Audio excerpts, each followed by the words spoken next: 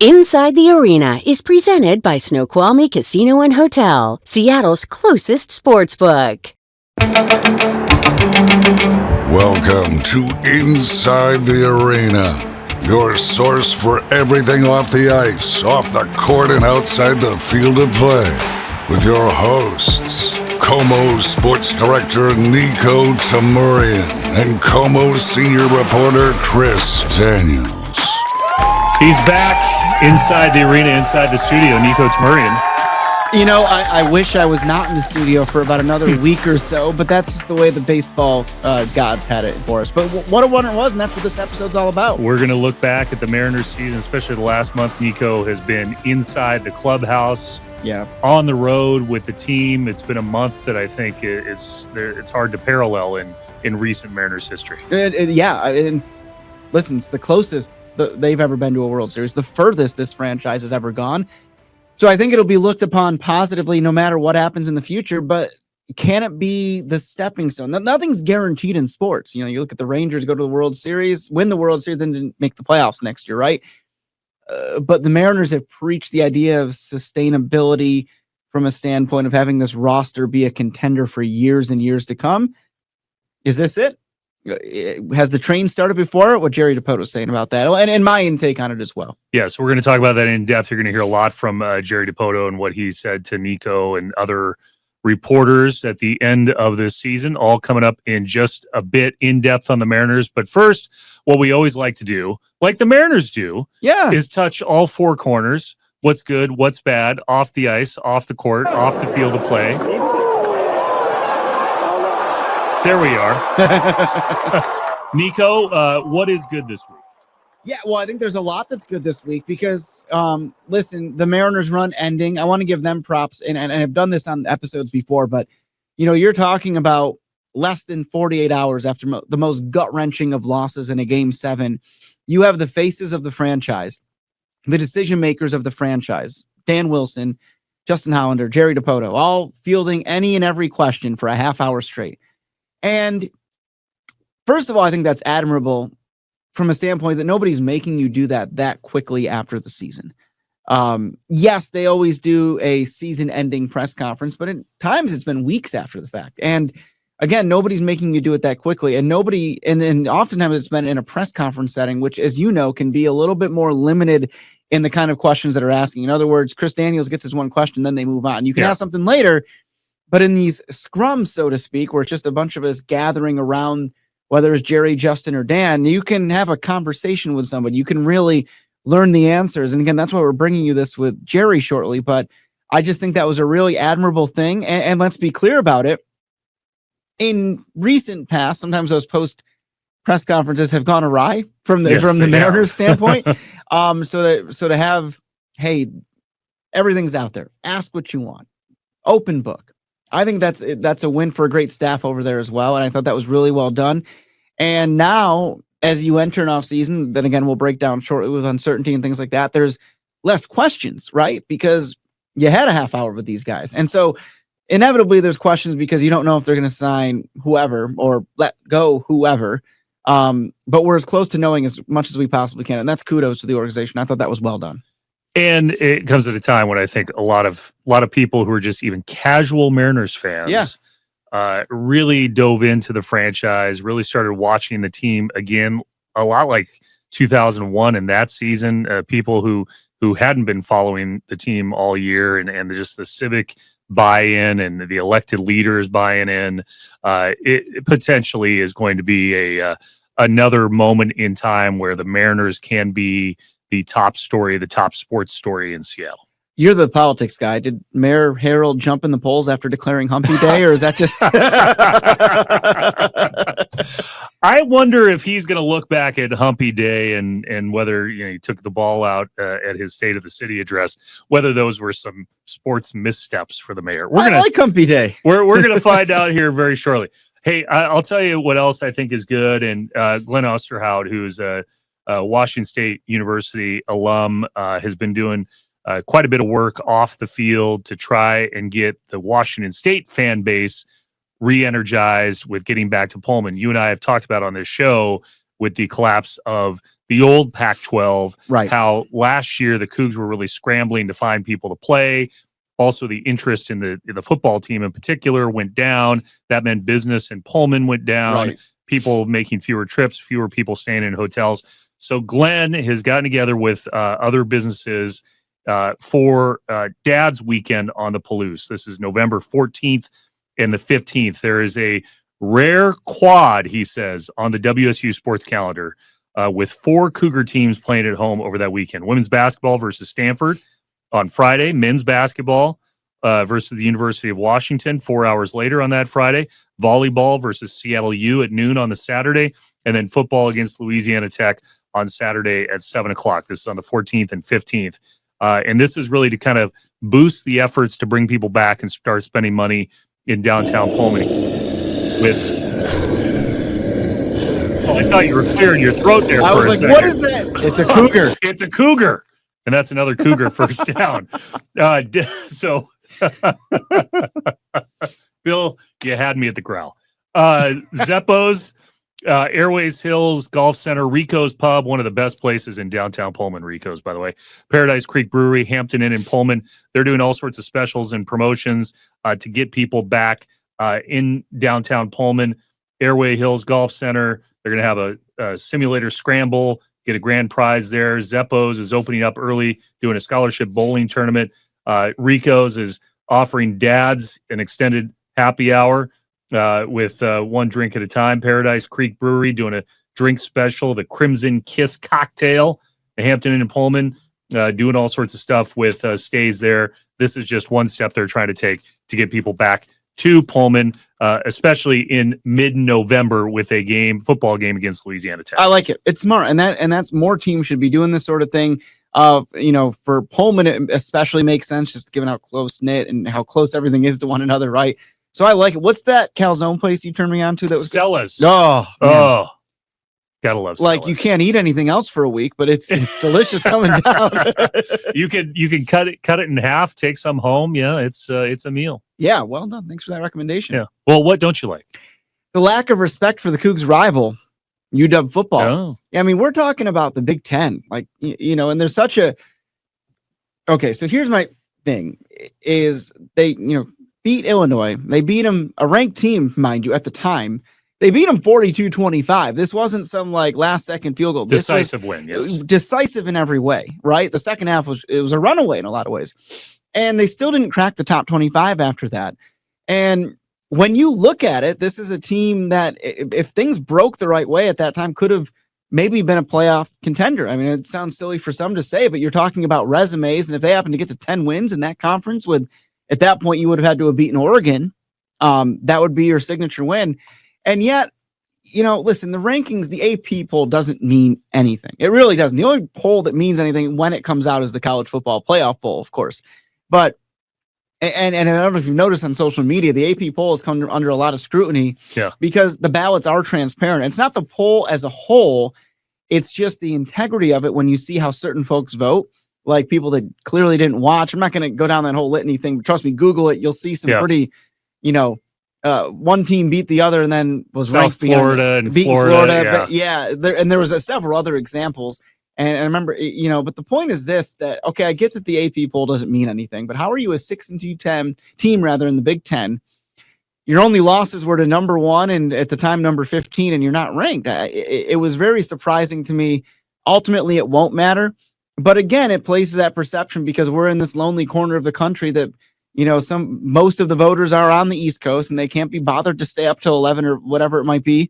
And then they, so they didn't see what UW did. Now, obviously that Illinois game reference was earlier, right? Yeah. But it just plays into the larger narrative, which is more than a narrative at this point, that there is a huge disrespect. And in this point, it is the dogs getting that lack of respect. And, we've seen it all the time, but this time it's like, okay, this is something that can be controlled because it's the way people are voting. It's not like, a couple of years ago when they beat Texas in the Sugar Bowl, nobody gave them a chance in that game except for us who watched that team. Everybody, it's going to be better than you think, that's fine. The game will decide it. But when you're talking about, recruits look at this stuff and people are saying, why, UW's unranked. Well, they probably should have been.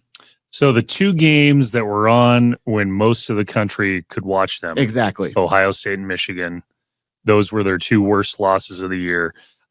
Oregon looks like it could be, it could collapse. That team could collapse as well. And so that Oregon-Washington game at big. the end of the year on what used to be the Apple Cup weekend, by the way. Yeah. That could have a lot riding on it. I think people are going to continue to talk about Jed Fish.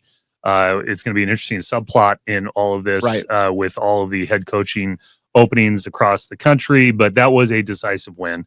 And also, to turn a negative into a positive, just this last week, The Athletic did a poll of media and fans and rated Husky Stadium amongst the top 10 venues in all of college football, deservedly. And I say that even with the Coug background. Totally, yeah. It is a great place to watch a game. The renovation has made it even better. And it's loud, and outside of Ohio State, they don't seem to lose at home. No, and I'll give you a quick point of reference on that. Like, we've both been in a million stadiums, and they all get loud. They're all special. As heartbreaking as it was when George Springer hit that home run against the Mariners in Game 7, my press box seat was literally shaking. It was a crazy atmosphere. Yet, it still was not when UW hit, or when Oregon missed the field goal in 2023 to preserve that win for UW over the Ducks. I've never felt anything like that. And that even counts a lot of Seahawks games. I was not here, obviously, in the Super Bowl era, but to say that UW, a regular season game, can top that of an ALCS for certain venues, not all of them. I think that speaks volumes of the atmosphere in Mountain Lake, and the setting obviously is great. So there you go. Well, I'll say to round out Four Corners, the negative this week. You mentioned it last week, Niko. There just does not seem to be any buzz with the MLS playoffs and the Sounders. By the way, born in 74. This is episode 74 of Inside the Arena. They're starting their series against Minnesota in the first round of the MLS playoffs. I'm not seeing a lot of talk at all on the airwaves, any sort of ads, ticket sales, no gauge on how ticket sales are going for that. Seems unusual for a team in the position they are, with now the longevity in the market, that there just doesn't seem to be a lot of interest in the Sounders right now, especially with the Kraken off to a good start, especially with what the Mariners have done. It seems like that's worked against them. But those playoffs are underway. Yeah, it's exactly what you're talking about. It's a shame. It's not like necessarily the team's doing anything wrong, but it's kind of a shame because this team, like you said, the way they're built, the longevity, I think this is a team that can make a big run. They went to the Western Conference Final last year, a goal from the championship for the MLS Cup. And you look at how they've played since the FIFA Club World Cup. You look at their experience in that event and winning the Leagues Cup. This is a team that has what I always look for is the X factors when it comes to the playoffs. X's and O's mean, to me anyway, exponentially less in the postseason than the feel, the character of a team. Have they been here before? How have they handled these moments? So I like the Sounders for a deep run. So it's kind of a shame this journey isn't starting with as much hype like you see on social and things like that. But that all said, it can take care of itself in a matter of weeks if things go as Rave Green hopes. Well, we're going to get to the Mariners here in a second, but quickly, the Supersonic Minute, we can make it very short this week. And there is the air horn.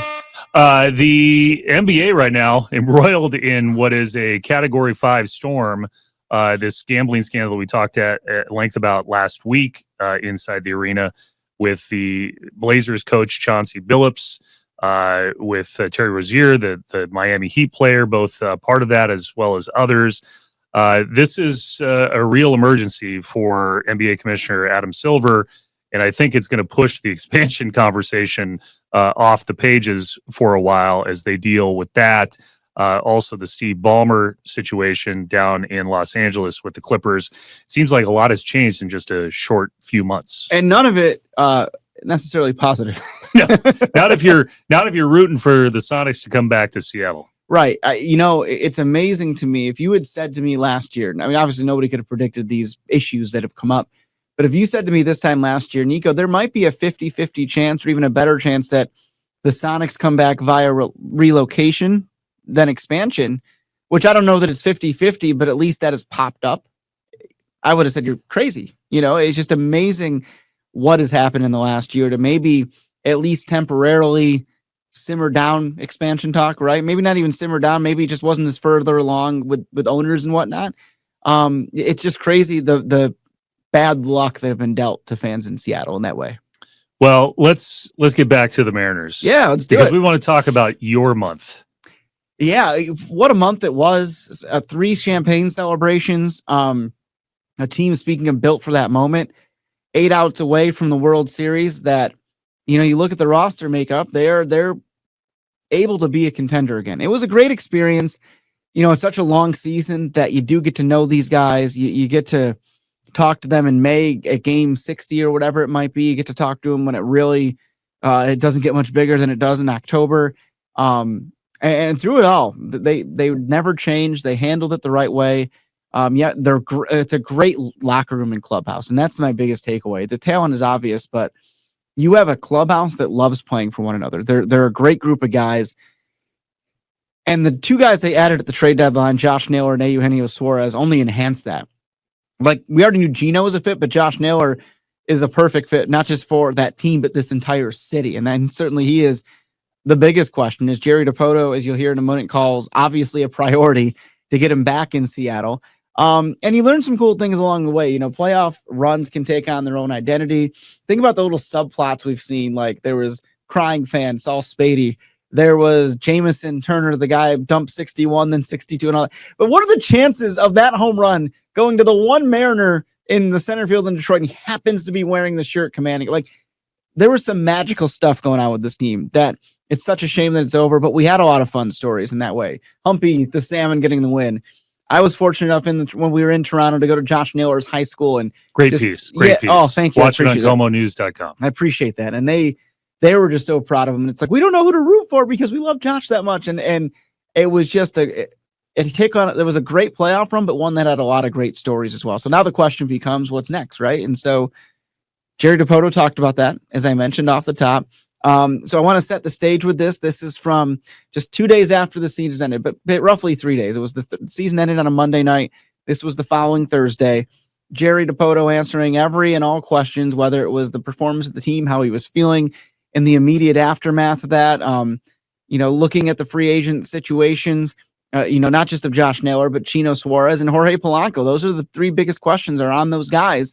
But he talked so much about, everything and anything about how the 2026 Mariners will look and how the work over the next couple months will set that up. So we want to bring you that interview right after this message. Snoqualmie Casino and Hotel, Seattle's closest sportsbook, is your place for a true in-game betting experience. Download the Snoqualmie Casino Sportsbook app to get in on the action while watching your favorite games at Snoqualmie Casino and Hotel. Details at snowcasino.com. Seattle's closest sportsbook, Snoqualmie Casino and Hotel. We're still in the recovery phase. I don't know what stage of grief I'm in, but I'm in one of them, and I imagine everybody else is too. But taking a step back, an incredibly exciting season. Especially the last 8 weeks or so. Couldn't be prouder of our guys. We won the AL West for the first time in a generation. A lot of guys had fantastic seasons, and to come within 8 outs of making it to the World Series, painful. But we'll wake up at some point in the off season and get back after putting our team together for 26. Can't say enough about our fans and the way they showed out. From the workout days to putting people in the bowl and the environment, the atmosphere that we played in both the ALDS and the ALCS was unlike anything I've ever experienced. And I've experienced a lot of cool things, and it was unbelievable. So hopefully we've taken a huge step this year. Hopefully we take another big one next year. Jerry, just the last couple of days for you, there's no blueprint for how to do something like this. How have you sort of processed it? Yeah, not a lot of talking, mostly ignoring a lot of, communication, trying to just lay low. I think that's probably true of our staff, our players, is just trying to disconnect for a minute. And, a number of friends who do what I do for a living suggested, that it might be wise just to take a week or so and not think about baseball. But it's probably not our nature. We'll get back after it next week and start working at it. But for now, mostly just replaying, just like everybody else, our fans, replaying a variety of different events in our heads, and we'll probably, I will see George Springer on the ceiling of my sleep for years to come. It's just, he's tormented us for years, and but again, really proud of what we've been able to accomplish, in the big picture this year, and looking forward to getting to work to put together a good team again for next year. And when it comes to heading into, I know you're taking some time off, taking a breath, but given the success of the team this year, does heading into this offseason feel different than previous offseasons? No, I can't. I don't know. I'm still in Game 7, so I don't really know what this feels like. Other than, we've got a great foundation. We have, I think, universally one of the best farm systems in baseball. In terms of top-end prospects, preparedness of those prospects, guys who are near and ready. We're excited by that. And I look at the core of our team, and most of them are in their mid-late 20s. Most of them are having what should be the best years of their career. Our starting rotation returns in full. We've got core players like Cal and Julio and JP through the middle, and young players that populate other spots on the field. Productive veterans all over the field that return, and we're right in the prime of what we should be doing. So it's exciting, and I can't say the only thing that makes that different is that this year we go in being the divisional champions, and that means something to us. It was part of our goal. The moves you made at the trade deadline clearly made a difference.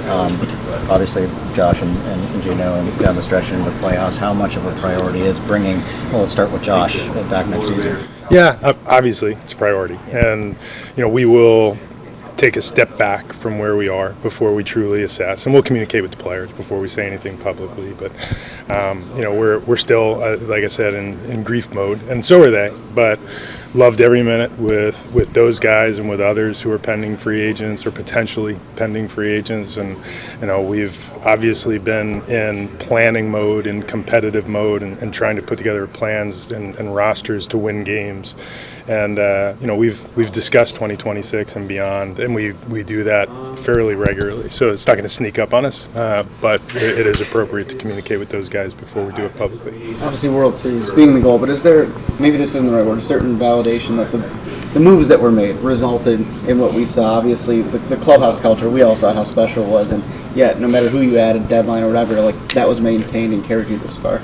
I don't know if validation is the right word. I feel like, from the guys we've drafted and developed, signed internationally and developed, the group that's in there, the players that we've added through the years, Luis Castillo, Randy Arozarena, they fit.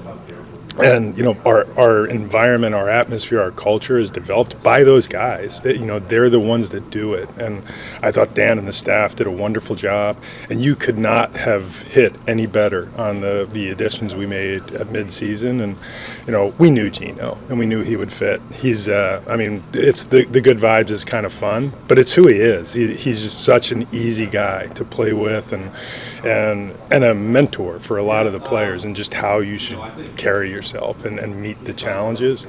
And we didn't quite know what we would get in the big picture with Nails. We knew we were getting a hardcore player who was going to go out and drive. He played with a grit and a fire that we really wanted, and couldn't have been more impressed with everything he brings to the table. The leadership, just a quality human being. He's got the snarl on the field, but he is a wonderful guy, incredibly smart, high baseball IQ, good teammate, hits just about every box, and couldn't have performed any better for us from start to finish. And when he, as many people as he would be able to tell, he would always say he loved Seattle. He loved, excuse me, love being able to play here and everything like that. From the other side of it, how cool is it to hear that, he was here for 3 months, and it's he really fell in love with this place too. I said this near year's end when we were going through some of our prep for the postseason and then in the ALDS. Part of our roster building plan has become what we do at the deadline. It's a way for us to access players that we generally taken advantage of. And we lean into our prospect system. We lean into where we are on the win curve at that time. And we rely on Seattle, our fan base, on the beauty of the city, the weather that we get. If you pick somebody up in July and bring them into Seattle, they're probably not going to be disappointed by what happens over the next 3 months. And when you're in a great run like our team was on at the end, and you experience our fan base in full force the way we did in September and into October, I don't know how you couldn't fall in love. And that's part of the calculus. And I think it's part of why, guys like Louie and Randy, or even the players who've been here, Cal, JP, Julio, they want to stay. And we want them to. And I think that's true of Josh and Gino. And, there are others. Polo had a wonderful year for us, and there's a decision on the table with him. It's going to be an interesting couple of weeks here, but by and large, I like these kinds of problems. They're good when you have good players to deal with. Jerry, you listed a lot of reasons why you guys are in a great position in terms of the core being young and in their prime and the farm system, all those things. Philosophically, from your position, what's most important to make sure that this is the beginning of a sustained run? What's your role in that, would you say? I feel like we've already experienced the beginning. This train's been moving for a while. I think people are just now catching on to it. And I think we've had, it's the first time in our organization's history we've had 5 straight winning seasons. We've won 90 games 3 of the last 5 years. We've been to 2 of the last 4 postseasons. We've now won a division title. We're just checking off boxes. And, there's 2 big boxes for us to check off. One is to be the American League champs, and the other is to win the World Series. And, the part that I play in it is shared with Dan, with Justin, with our front office group and our baseball ops team, is to put the best team we can on the field for the present and for the long term. And, my job is more big picture. Dan's job is more riveting down to the day-to-day. But on some level, we all, hold on to the rope of both of those things, and we're comfortable with our process. Going back to the farm system, we saw kind of the first wave of those players come in this year. When you look at the foundation of this roster, do you feel this is kind of the ideal situation to start working into guys like Cole, like Michael, like Laz, and the rest of those guys? I don't know if there is ever an ideal.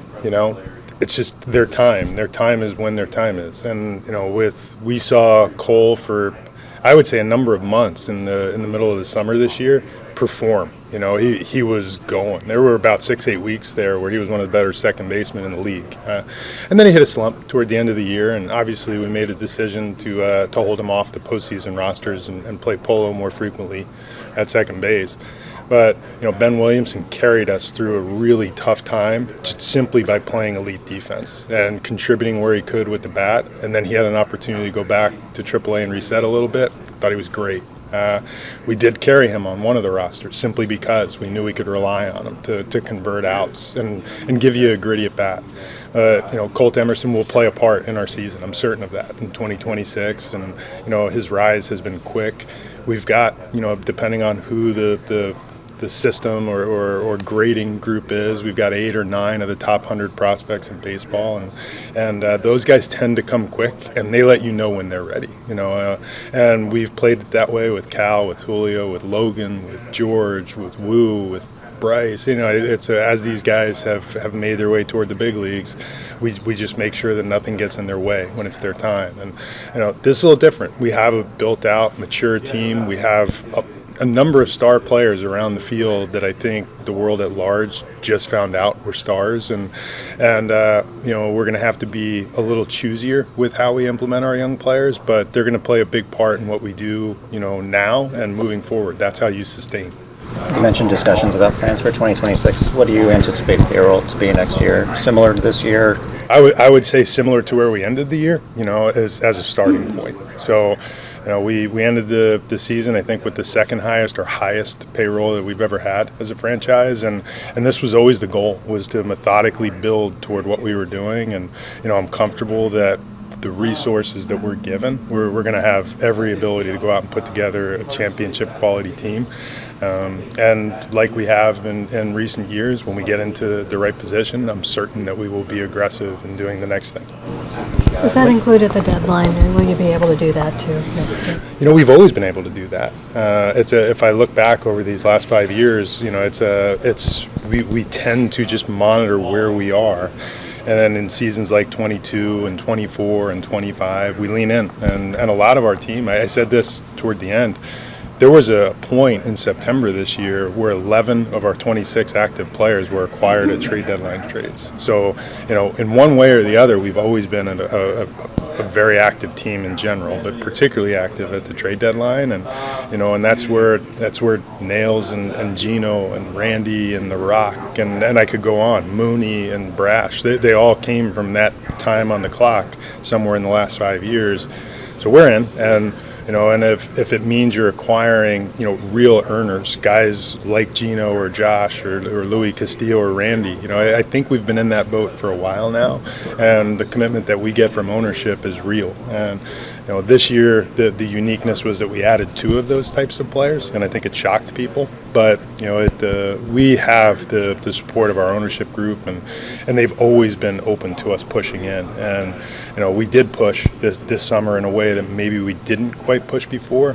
But we think that's, again, part of our roster building model, is to really lean into what we can access in July and lean on our city, our ballpark, our fan base, and our atmosphere to really help seal the deal, because it's the best recruiting tool we have. There's Jerry DePoto, and I want to add that, you know, at the same time, Justin Hollander and Dan Wilson were talking. One thing I was struck about with Justin Hollander is he actually was moved to the brink of tears about how much he loves this team. And he was talking about how, you know, he takes on responsibility for them not going to the World Series. What GM does that? He said, I take responsibility because I didn't do enough to give these guys the extra 1% that could have pushed them over.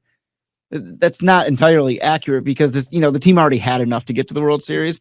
So when I say it's not accurate, it's in a positive way. I think that the front office handled this really well.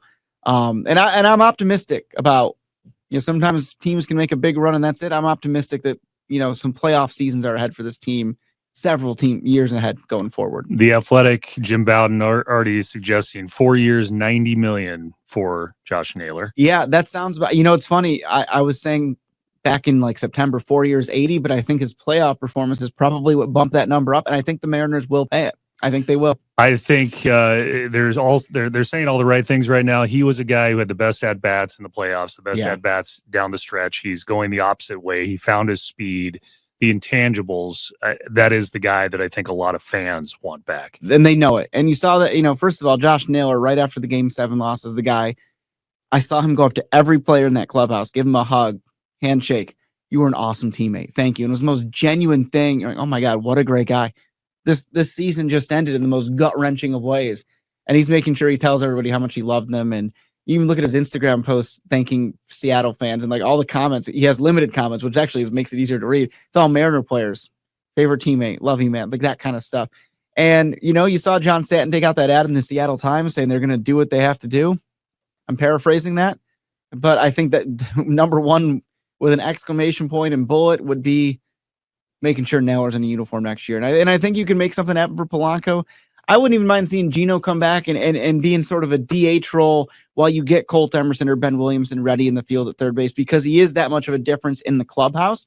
All that remains to be seen. And regardless of all that, you'd love to see Josh Naylor signed right away. Like, is the first minute you can do. It's not going to happen that way, but he's got to be the top priority without a doubt. I know producer Bill has given us a wrap, but we can't let this go without Niko giving us the behind the scenes on being in the clubhouse for these champagne ceremonies when the team is going nuts. You're trying to like hide your eyes at the same time you're trying to do interviews.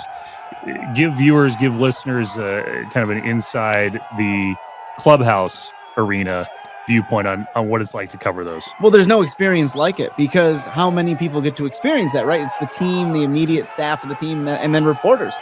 There's nothing like it. You almost feel like you're covering it, but you're getting drenched. You almost feel like you're in the celebration. Nobody's ever been more happy to talk to you as a reporter as they are in that moment when they're celebrating.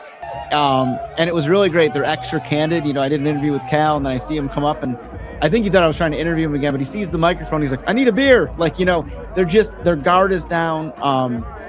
How blessed it was to cover 3 this year. 2022, I got 2 playoff clinching, and when they beat the Blue Jays in the wild card, but to have 2 nights in a row, they're the sort of experience you'll never forget. Seattle shouldn't forget it, and hopefully we have a lot more in the years to come where it becomes routine. And I remember to buy some goggles next year. And the dry cleaning bill. Well, I haven't done that yet because I'm very superstitious.